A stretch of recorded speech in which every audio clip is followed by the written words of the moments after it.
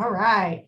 Well, here we are. I think this is episode 8 for our Career Readiness video podcast. And we are excited today to have Jeff Hemme with us from the Missouri Department of Social Services. So Jeff, I'm going to let you kick it off and have you tell us a little bit about your role and your background. Okay. Well, again, I'm Jeff Hemme. I work with actually the Missouri Division of Youth Services, which is the division of the Department of Social Services.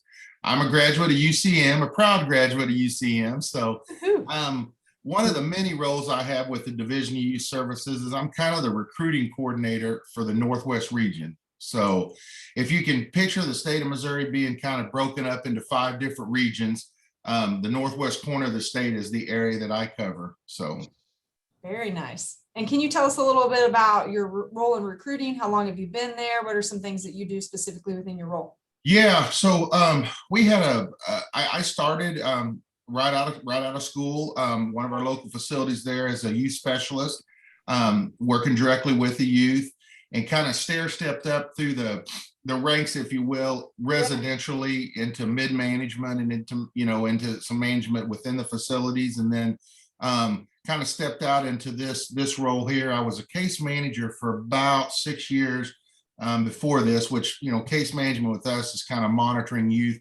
as they come into the system and then helping them transition from residential back into the community and then eventually out of the system.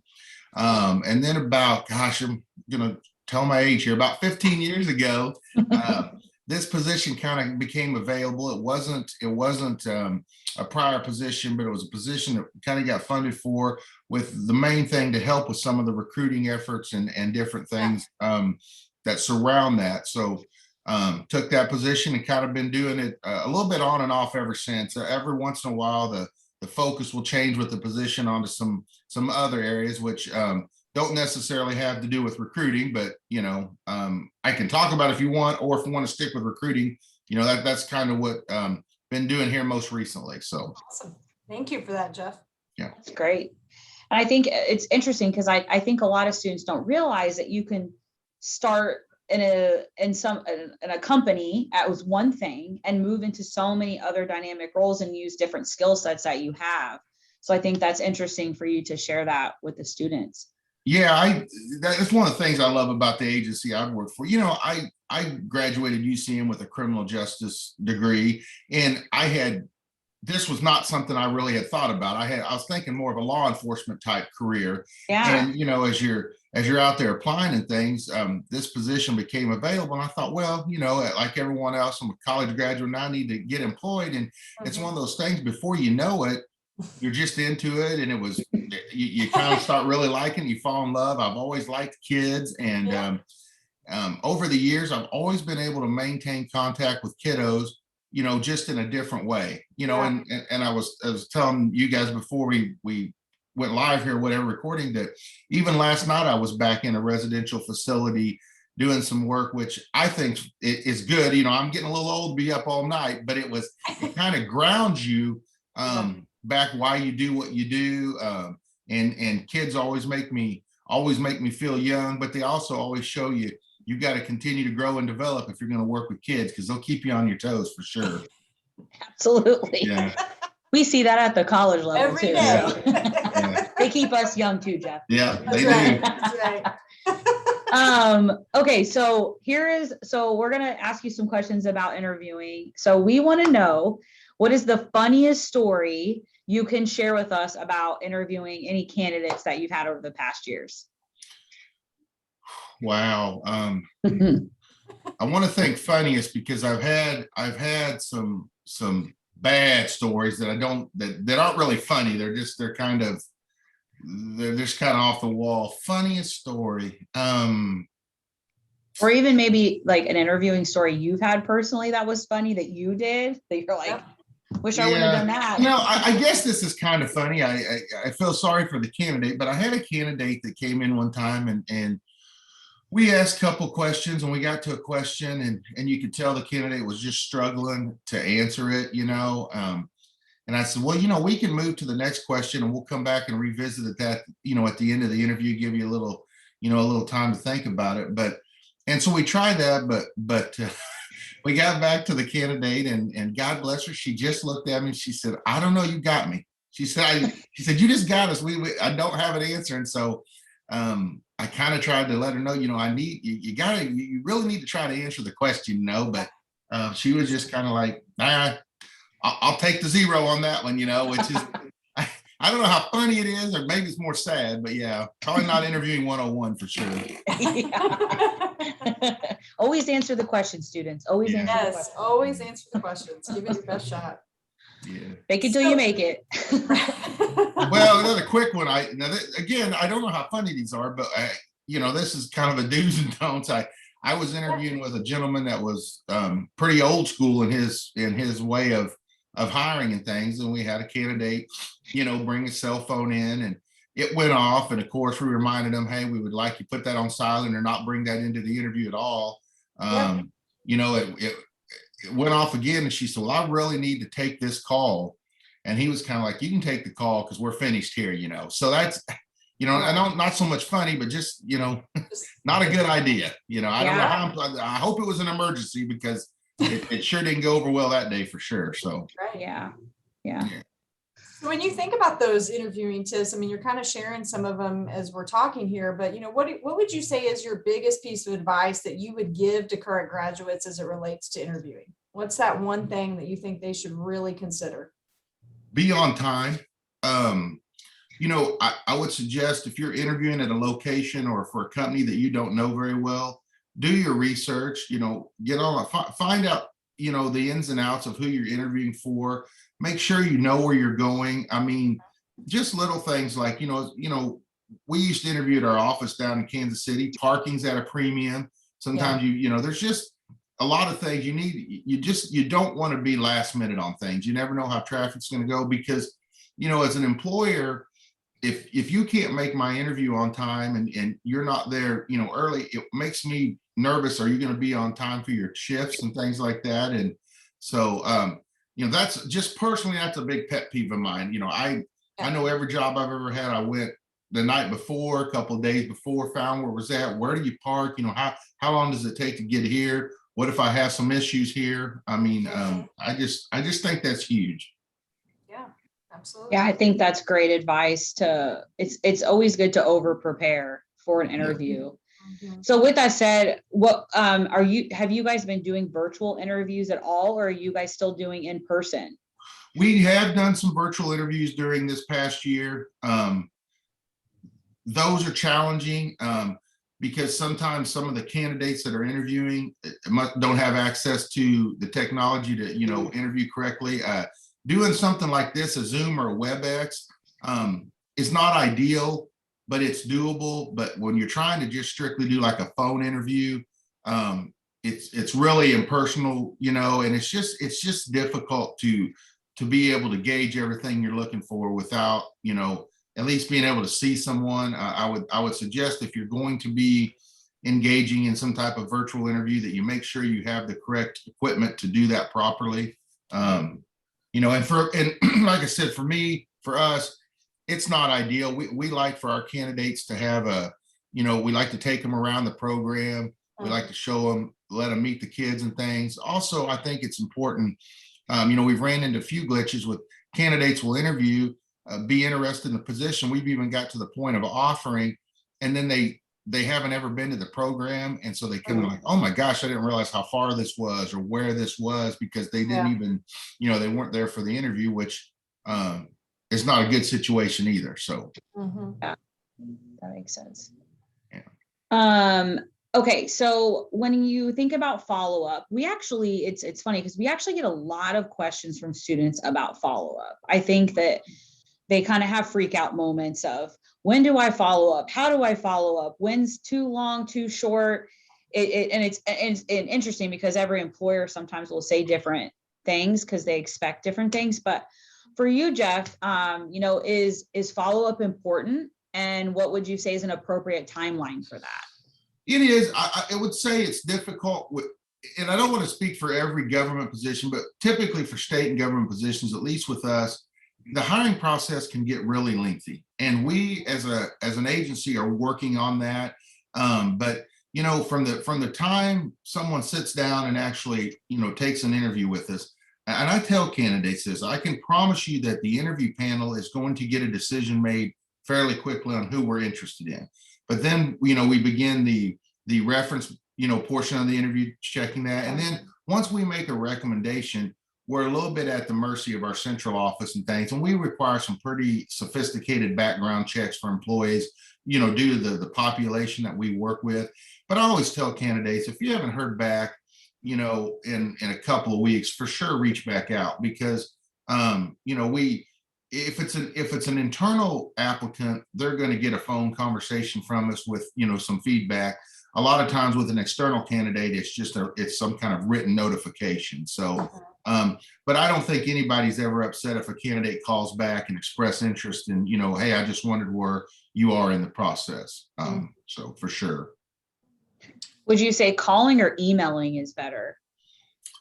Probably an email, because of the fact that, like, someone in the position I am so mobile. I'm not always at the office with a phone number, so, and usually with our agency, the interview team, at least a couple of them might be from the facility, but you might have an external person like me that's coming in to help with the interviews, or just depending. So it's not always going to be someone that's going to directly supervise that position or that's located at that particular facility either. So. Right. Makes sense. Yeah.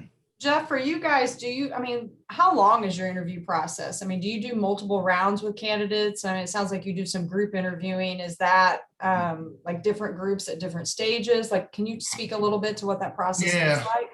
Generally, it's one interview. We've had some instances where we've had to do, maybe an extra interview, but generally it's one interview. It's generally a panel of 3 people. Like, my role in the process is I try to sit in on as many interviews as I can at as many locations, because I'm kind of a regional employee. So I'm looking, this person might not be a good fit for this location, but might be a better fit here. So I've kind of, if you will, looking out region wide. Generally, the other 2 folks will be from their particular facility. So of course, they're looking for folks that are a good fit from their facility. If we're interviewing for what I kind of call maybe a specialty position, like, let's say something that's got to do with education, we generally will try to have our education supervisor for the region sit in on that. Gotcha. Different support positions and things, we'll try to have someone that from that area. So I have a general, sense for every position that we have within the facility, within our agency, but it's nice to have the folks that are specifically supervising those positions be a part of those interviews when possible. Awesome. So, yeah. Okay. Well, I think if, anything that the pandemic might have taught us is how to change, and probably how to change rather quickly in some instances. So when you think about interviewing, and you think about interviewing in the next 5 to 10 years, what do you think that's going to look like? Well, that's a good question. I know for me, I'm old school. I still like to sit down the panel interview, but I can see, a lot of things going to something like we're doing today, some type of virtual thing. I think you and I talked even from a recruiting standpoint, things are just, they're changing and they're evolving every day. I don't know, especially with, I thought we were kind of maybe on the backside of this pandemic, but now it seems there's been a resurgence. So I would think we're going to probably slow down a little bit. So, I don't know, maybe probably not as much in person as there used to be. I think that's in a way we are approaching a lot of things, However, I always, in social services, and in the kind of work we do, it's never going to be non-contact work. It's never going to be work from home type stuff. So it's one of those jobs where it's always going to require us, to be there, be building relationships, be involved with young people. So, we may not change as much as someone else might be able to, I guess is what I'm saying. But, on a positive note, and I know this, I get a little off topic with interviewing, but it has allowed us to reach out. These kinds of forums and mediums have allowed us to reach parents that maybe wouldn't have been able to attend counseling sessions and things because of distance involved or transportation issues and things with kids. So that has been a real positive for us. So Right. we've been forced to do things a little differently. Yeah, I know. It's been crazy how, and in some it has been very positive. I think a lot of industries have seen some positivity out of it as well. You mentioned kind of that virtual, and that virtual piece maybe sticking around, and even maybe a hybrid approach as we continue to navigate this. What would be some pieces of advice or wisdom you would give students on how to navigate that virtual interview? What are some things that you guys have seen from your perspective that maybe students or graduates could do better? Yeah, well, like I said a little earlier, I would make sure that if that's the route you're going, make sure that you have up-to-date equipment. If it's supposed to be a Zoom or a WebEx, make sure you have the ability to do that. Not shortcutting it with just a phone conversation. They're expecting you to be logged in and there. Something that I don't know that everyone thinks about, but if you're going to be doing these things, I would have some type of neutral background. We've seen some things that you don't want to let your political views come into play. You don't want inappropriate pictures or things behind you. I would try to find a quiet place where the family pet wasn't involved, or if you had small children running, because we've done, and I don't want to we never try to look at someone different, but that does play into it. It's a professional interview, so trying to find a place where you have some dedicated time to the process of what you're doing. Yeah, I think it goes back to that preparation piece of, okay, it's virtual. I need to make sure I have a computer, a quiet space, I'm not distracted, because I think it's important, obviously, for the interviewer to hear you professionally, but it's also good for the candidate to be able to really engage in conversation and learn more about what that organization does to make sure it's a good fit. And I think students forget that part, that it's an interview going both ways, that you want to make sure you're a good fit and vice versa. So yeah, great advice on the virtual. And one last thing, professional attire, just like if you were going to be doing an in-person interview, you want to be appropriately, dressed. So yeah, still important. Still important. Okay, so our final question for you, Jeff, is so we see, I think the biggest piece of interviewing that we see students struggle with is the confidence piece. The nerves, how do they overcome those? We get a lot of questions about that. So what would you say is 2 to 3 strategies that you would give students on that, building confidence, but also kind of helping with the nerves part of an interview? Yeah, for us, for my specific agency, I would tell you this. I expect the candidate to be nervous. I think anybody's going to be nervous in a process like this. I would tell a candidate, if you can, try to be prepared for what a lot of candidates will come in and say, "Oh my gosh, I didn't know there was going to be 3 people here." And I know most companies these days are interviewing with multiple people on a panel. Some maybe just 2, but some may have way more than 3 even. I've talked to people that have interviewed on panels of 10 people. So be prepared that there's probably going to be multiple people there. Be okay with being a little nervous. I don't think as an interviewer, I may have some worry if you weren't a little nervous, maybe because a little nervous tells you you're interested and you really want the job. But I would say let your passion, especially for us, come through. I can tell generally if someone's really passionate about the job and they really want to, in our case, want to be involved and help young people. And that goes a long way for us, that they want to be there, that they're there for the right reasons, those types of things. It's like anything else. I think the more prepared you are, if you went through some mock interviews and things like that, maybe finding, some peers or someone in the career services office or a professor and do some mock interviewing, and take it seriously, have them ask some tough questions that as I said earlier, when you're asking for the funny story, that might be more sad than funny, but you don't want to, that individual literally had done not much preparation because they were just, couldn't come up with anything. And you've always got to be able to talk yourself around it a little bit, even if you don't have the specific answer, but you don't want to not have an answer, because I'm working with at-risk kids that make bad choices and decisions, and I need you to have some answer for their behavior. I can't have you not to have anything. So yes.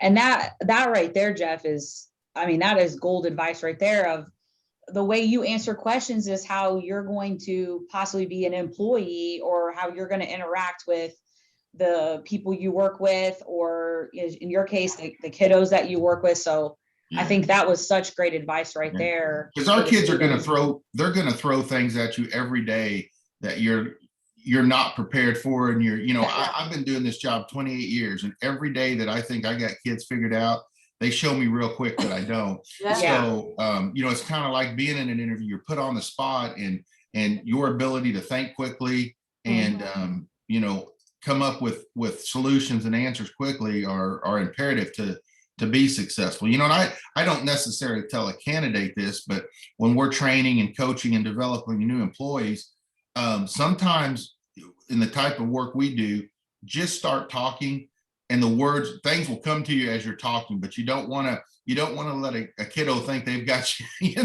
buffaloed or bluffed. Start visiting on something, and then usually you can work your way into a place where you can finish out. But for sure. Yeah.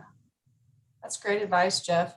Yeah. Anything else? I know we've kind of gone through all of our questions, but anything else you'd want to say or want to touch on relating to interviewing or follow up before we wrap up for today? Other than probably some of the things we talked about, I do think it's important. Like I said, timeliness is just, as an employer, you want to know that people are going to be invested enough and be on time. So as I said earlier, I would definitely encourage, your students to do their homework early. Make sure they know where they're going, how they're getting there, a little bit about the agency. One of the first things we're going to ask is, what do you know about us? And if you don't know anything about us, you wonder how invested you are in working for us. Right. I still, I'm old school. I still think you need to be professionally dressed when you come to a place of business and you're going to interview for a position. Be okay, like we talked about with, I talked to a lot of students, or just people in general that, they want to start at this level or whatever. Well, I can tell you, in most companies, and especially the one I'm in, you need that entry level type experience. Now, if you're a good employee, you're hardworking and quick learning and all that, you're going to advance quickly. But as you supervise people and as you continue to advance in your career, that experience doing what you're talking to other people about doing is invaluable. When I bring in a new employee and I give them feedback, good or bad, about an intervention that they might have made, it comes from a place that I've been in your shoes. I've dealt with that type of situation, so I would much rather promote, from within than it's not that we wouldn't from without, but within, because you've been in the trenches, so to speak. You can speak to those things, and that kind of experience is just invaluable in whatever direction you go in your career. So awesome. Great advice. Yeah, very good advice, Jeff. Good job, Jeff. Well said, Jeff. Maybe they'll listen to you. That's right. Well, I don't know. I've enjoyed it. This is like you said, this is new for us too. Doing these kind of things, and we're trying to evolve and develop and adapt like everyone else. So the more you do something, the better you get at it. I guess that's what I tell our kids all the time, and our staff. So that's right. Absolutely. Keep practicing. Yeah. Awesome. And be okay with doing something out of your comfort zone. That'll be another big piece of advice I'd give. You gotta get out of your comfort zone for sure. Absolutely. Not being afraid to try things. Yes, ma'am. Awesome. Well, Jeff, this was great. We really appreciate all your insights today as it relates to interviewing and follow up, and the tips and tricks that you provided our students. They're going to learn a lot from our conversation today. All right. I appreciate it. Awesome. Thank you. All right. We'll be in touch.